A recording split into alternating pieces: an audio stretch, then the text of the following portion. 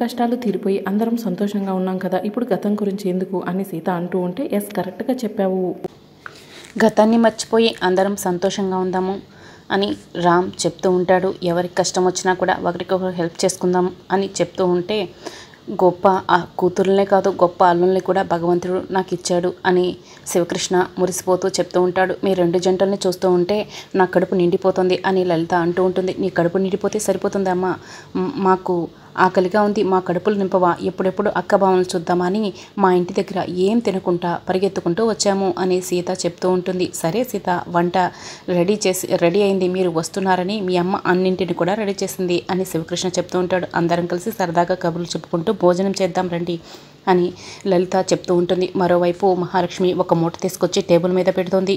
Table మీద పెట్టి, ఏంటిది అని అర్చన అడుగుతూ ఉంటుంది. చెత్త ఇంట్లో పేరుకుపోయింది, దాన్నంతా కూడా గ్యాదర్ చేసి తీసుకొచ్చాను అని మహాలక్ష్మి చెప్తూ ఉంటుంది.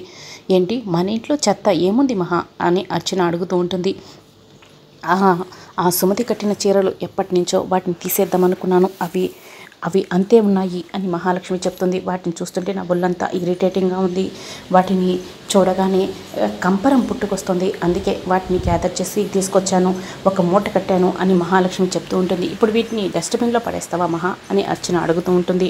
కాదు, రాజ్యం అని చెప్పి మహాలక్ష్మి పని వాళ్ళని పిలుస్తూ ఉంటుంది. రాజ్యం వాళ్ళ అక్క మహాలక్ష్మి దగ్గరకు వస్తుంది. నువ్వు వచ్చావేంటి అని మహాలక్ష్మి అడుగుతూ ఉంటుంది. మా అక్కకి ఒంట్లో బాగాలేదు, 2 రోజులు నేనే వస్తాను అమ్మగారు అని ఆవిడే చెప్తూ ఉంటుంది. సరే కానీ ఇవిగో ఈ మూటలో చీరలు ఉన్నాయి, ఇవి మీ ఇంటికి తీసుకెళ్ళి వాడుకో అని మహాలక్ష్మి అవి రాజ్యంకి ఇచ్చేస్తూ ఉంటుంది. ఎన్ని చీరలో అమ్ము అని ఆవిడ చెప్పి తీసుకొని వెళ్తూ ఉంటుంది. అప్పుడే విద్యాదేవి వచ్చి ఆగు అని గట్టిగా అరుస్తూ ఉంటుంది. అవి ఏంటో తెలుసా నీకు అని విద్యాదేవి అడుగుతుంది. చీరలు మహాలక్ష్మి మేడం గారు ఇచ్చారని పని అమ్మాయి చెప్తూ ఉంటుంది. అవి ఎవరి చీరలో తెలుసా, సుమతి గారివి అని విద్యాదేవి చెప్తుంది. సుమతమ్మ గారి చీరల అని చెప్పి ఆ అమ్మాయి టేబుల్ మీద పెట్టేస్తుంది. ఆ చీరలకి నమస్కారం చేసుకుని అక్కడి నుంచి ఆ పని ఆమె వెళ్ళిపోతుంది. నువ్వు ఆగు, ఆ చీరలని నేను తీసుకెళ్ళమంటున్నాను, తీసుకెళ్ళు అని చెప్పి మహాలక్ష్మి చెప్తూ ఉంటుంది. అవి సుమతి చీరలు, సుమతి గారి చీరలు. రేపటి రోజున సుమతి గారు వచ్చి నా చీరలు ఎక్కడని అడిగితే ఏం సమాధానం చెప్తారు అని విద్యాదేవి అడుగుతూ ఉంటుంది. సమాధానం చెప్పాల్సిన పని మా పని మేము చూసుకుంటాం, నీ పని నువ్వు చూసుకో అని అర్చన అంటుంది. అదేంటి అలా మాట్లాడుతున్నారు, సుమతి గారు ఏదో ఒక రోజు తప్పకుండా తిరిగి వస్తారు కదా, ఆ రోజు తన చీరలు ఏమని అడిగితే అప్పుడు ఏం సమాధానం చెప్తారు అని విద్యాదేవి అడుగుతూ ఉంటుంది. నేనేమైనా నీ శిష్యురాలిని సీతను అనుకుంటున్నావా, నన్నే క్వశ్చన్ చేస్తున్నావు అని మహాలక్ష్మి అంటుంది. తన శిష్యురాలు సీత ఇక్కడ లేదు కదా, అందుకే మహా తన బదులు ఈవిడ పెత్తనం చెలాయిస్తున్నట్లుంది అని అర్చన అంటూ ఉంటుంది. మీరేమైనా అనుకోండి, నాకు తెలీదు, ఆ చీరలు వాళ్ళకి ఇవ్వడానికి వీల్లేదు అని సుమతి గారి చీరలు సుమతి గారి కోసం అలాగే దాచిపెట్టండి అని విద్యాదేవి చెప్తూ ఉంటుంది. ఆ విషయాలని మేము చూసుకుంటాం, నీకు సమాధానం చెప్పాల్సిన పని లేదు, అవసరం నాకు లేదు అని మహాలక్ష్మి చెప్తూ ఉంటుంది. అప్పుడే జనార్దన్ వచ్చి నాకైనా సమాధానం చెప్పాల్సిన అవసరం ఉందే మహా అని అడుగుతూ ఉంటాడు. అది కాదు జన అని మహాలక్ష్మి అంటూ ఉంటే, ఏదో చెప్పాలని కవర్ చేయాలని చూడకు మహా, ఎన్నో రోజులుగా ఆ చీరలను ఇంట్లోనే ఉంటున్నాయి, సుమతి జ్ఞాపకాలతో వాటిని చూసుకుంటూ బ్రతికేస్తున్నాను. సుమతి నా భార్య, ఏదో ఒక రోజు తిరిగి వస్తుందనే ఆశ నాలో పుట్టింది. సుమతి కోసం నేను ఎదురు చూస్తున్నాను. ఇన్ని రోజులు ఉంటే సుమతి ఇంట్లో లేదు కాబట్టి ఇప్పుడు బ్రతికే ఉందని తెలిసింది, తప్పకుండా తిరిగి వస్తుందని తెలిసి కూడా నువ్వు ఆ చీరల్ని సుమతి గురించి నువ్వు ఎలా ఇస్తున్నావు, కనీసం విద్యాదేవి గారు ఆలోచించిన విధంగా కూడా ఆలోచించలేకపోయావు. విద్యాదేవి గారి గురించి మీరు తీసుకున్న కేరింగ్కి నాకు చాలా సంతోషంగా ఉంది, సుమతి గురించి మీరు చేసిన దానికని జనార్దన్ చెప్తూ ఉంటే, సీత ఉంటే ఏం చేసేదో నేను అదే చేశాను అని విద్యాదేవి చెప్పి అక్కడి నుంచి వెళ్ళిపోతూ ఉంటుంది. మహా వీటిని ఎవరికి ఇవ్వద్దు, సుమతి గుర్తుగా వీటిని లోపల పెట్టించు అనే జనార్దన్ చెప్పి కోపంగా అక్కడి నుంచి వెళ్ళిపోతాడు. సుమతి విషయంలో నాకు ప్రతిసారి ఏదో ఒక అవమానం జరుగుతూనే ఉంది అని మహాలక్ష్మి అంటూ ఉంటే, అప్పట్లోనేమో సుమతక్క ఫోటోని స్టోర్ రూమ్లో పడేపించావు, ఇప్పుడు చీరలు కూడా బయటకు పంపిద్దామంటే ఆ టీచర్ గారు అడ్డుపడింది మహా అని అర్చన అంటుంది. ఆ రోజు స్టోర్ రూమ్లో పడేసిన ఫోటోని సీత నా చేతులతోనే తిరిగి మళ్ళీ ఈ ఇంట్లో పెట్టించింది కదా అని మహాలక్ష్మి అంటుంది. ఇప్పుడు ఏం చేద్దాం మహా అని అర్చన అడుగుతూ ఉంటుంది. చేసేదేముంది, ఈ మూట తీసుకెళ్ళి మళ్ళీ రూమ్లో పెట్టు అని మహాలక్ష్మి చెప్తూ ఉంటుంది. సరే మహా అని అర్చన అక్కడి నుంచి వెళ్ళిపోతుంది. సూర్య శివకృష్ణ దగ్గరికి వచ్చి, మేము వెళ్ళొస్తాం మామయ్య, అక్కడ అన్నయ్య వదిన మా కోసం ఎదురు చూస్తూ ఉంటారు కదా అని చెప్పి వెళ్ళిపోతుంటారు. అపార్థాలు తొలగిపోయినందుకు చాలా సంతోషంగా ఉంది. అని లలిత అంటూ ఉంటుంది. థ్యాంక్ యూ సీత, నువ్వు చేసిన మేల్ని ఎప్పటికీ కూడా మర్చిపోలేను. నువ్వు సహాయం చేయడం వల్లే ఈరోజు సూర్య గారికి కాళ్ళు వచ్చాయి అని మధుమిత చెప్తూ ఉంటుంది. నన్ను గుర్తుపెట్టుకో అక్క, నేను చేసిన మేల్ని కాదక్క అని సీత చెప్తూ ఉంటుంది. థ్యాంక్ యూ రామ్, గతంలో నేను అనకూడని మాటల్లో అని నేను చాలా బాధ పెట్టాను అని సూర్య రామ్ గారికి సారీ చెప్తుంటారు. సూర్య మన ఇద్దరం బ్రదర్స్ సూర్య, మన ఇద్దరి మధ్య సారీలు ఉండకూడదు అని రామ్ చెప్తూ ఉంటారు. సూర్య మీకు ఎప్పుడు ఏ సహాయం కావాలన్నా మేము ఉన్నామని మర్చిపోవద్దు అని రామ్ చెప్తూ ఉంటాడు. శివకృష్ణ కూడా చెప్తూ ఉంటారు. సరే మావయ్య, మేము వెళ్ళొస్తాం, రామ్ సీత మేము వెళ్తున్నాం అని సూర్య వాళ్ళకి బాయ్ చెప్పేసి, సూర్య సీతకి రామ్కి బాయ్ చెప్పేసి అక్కడి నుంచి వెళ్ళిపోతుంటారు. అమ్మ నాన్న మేము వెళ్ళొస్తాం అని సీత కూడా అక్కడి నుంచి వెళ్ళిపోవాలని చూస్తూ ఉంటుంది. అందరం కలిసిపోయినందుకు చాలా సంతోషంగా ఉంది అని లలిత కూడా చెప్తూ ఉంటుంది. సరేమ్మా మేము కూడా వెళ్తామని సీత అంటూ ఉంటుంది.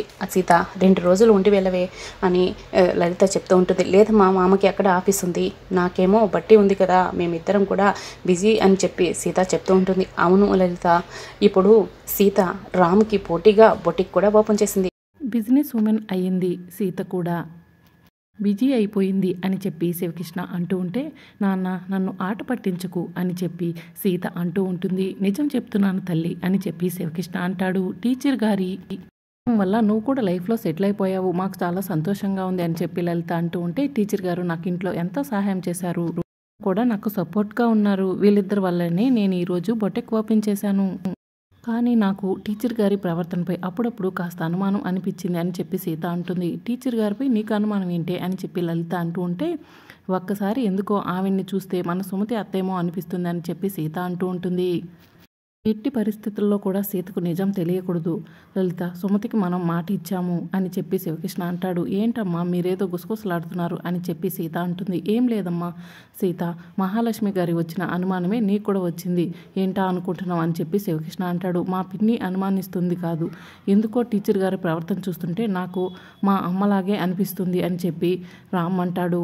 చేద్దాం నాన్న, మీ ఫోన్ నుంచి టీచర్ గారికి ఫోన్ చేయి, స్పీకర్ ఆన్ చేయి అని చెప్పి సీత చెప్తూ ఉంటుంది. నన్ను కూడా నమ్మవా సీత అని చెప్పి శివకృష్ణ అంటాడు. నమ్మకపోవడం కాదు మామయ్య, ఒక్కసారి ఫోన్ చేయండి అని చెప్పి రామ్ అంటాడు. ఇప్పుడు ఫోన్ చేస్తే బాగుండదేమో సీత అని చెప్పి లలిత అంటూ ఉంటే, ఏం పర్వాలేదమ్మా, యక్ష ప్రశ్నలు అడగాల్సిన అవసరం లేదు, కృష్ణ ప్రశ్నలు అడగండి అని చెప్పి సీత అంటూ ఉంటుంది. చేయండి నాన్న, టీచర్కి ఫోన్ చేసి స్పీకర్ ఆన్ చేయండి అని చెప్పి అనటంతో ఇక శివకృష్ణ ఫోన్ చేస్తాడు. విద్యాదేవి ఫోన్ లిఫ్ట్ చేస్తుంది. నేనేనమ్మా సీత వాళ్ళ నాన్న శివకృష్ణ అని చెప్పి శివకృష్ణ విద్యాదేవితో చెప్తూ ఉంటాడు. అన్నయ్య ఎలా ఉన్నారు, వదిన ఎలా ఉంది అని చెప్పి విద్యాదేవి అడుగుతూ ఉంటే, మేం బాగున్నాము, నువ్వు ఎలా ఉన్నావు అని చెప్పి శివకృష్ణ అడుగుతూ ఉంటే, నేను కూడా బాగున్నాను అయ్యా అని చెప్పి విద్యాదేవి చెప్తుంది. మొన్న కలిసినప్పుడు సీత బొటెక్కు నువ్వు సహాయం చేశావని ఒక మాట కూడా అనలేదేంటమ్మా అని చెప్పి శివకృష్ణ అడుగుతూ ఉంటాడు.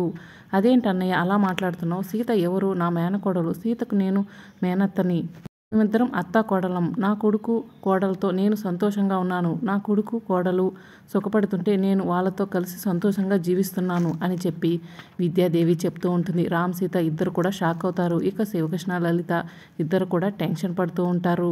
అన్నయ్య మన ఇద్దరిని రక్త సంబంధం కాకపోయినా మొన్న మీకు రాఖీ కట్టినప్పుడు నేను మీకు సొంత చెల్లెల్ని అయిపోయాను, అంటే సీత నాకు మేనకోడలే కదా, సీత భర్త నాకు కొడుకే కదా, అందుకే నేను వాళ్ళతో సంతోషంగా ఉన్నానని చెప్తున్నాను, మళ్ళీ జన్మంటూ ఉంటే నీకే చెల్లిగా పుట్టాలని కోరుకుంటున్నాను అన్నయ్య అని చెప్పి విద్యాదేవి చెప్తూ ఉంటే, సరే అమ్మా విద్యాదేవి, జన్మలకు నువ్వే నా చెల్లెలుగా పుట్టాలని నేను కూడా కోరుకుంటున్నాను, సరే అమ్మా ఉంటాను అని చెప్పి శివకృష్ణ ఫోన్ కట్ చేస్తాడు. విన్నారు కదా టీచర్ ఏం మాట్లాడిందో అని చెప్పి శివకృష్ణ సీతారాంతో చెప్తూ ఉంటారు. ఇక వీడికి తెలిస్తే ఎంత బాధపడుతుందో సీత అని చెప్పి లలిత అంటూ ఉంటే, మా టీచర్ కదమ్మా ఏం బాధపడతలే అని చెప్పి సీత అంటూ ఉంటుంది. సరేనమ్మా వెళ్ళొస్తామని చెప్పి సీత చెప్తూ ఉంటే, సరే మామయ్య అత్తయ్య వెళ్ళొస్తాము అని చెప్పి రామ్ అంటాడు. ఇక సీతారాం ఇద్దరు అక్కడి నుంచి వెళ్ళిపోగానే, అమ్మో సుమతి ఎక్కడ నిజం చెప్పేస్తుందో అని కంగారు పడ్డాము, సుమతికి ఏదో అనుమానం వచ్చినట్టుంది, అందుకే అలా మాట్లాడింది కదండి అని చెప్పి లలిత అంటూ ఉంటే, అవును సుమతి ఏదో అనుమానంతోనే అలా మాట్లాడింది అని చెప్పి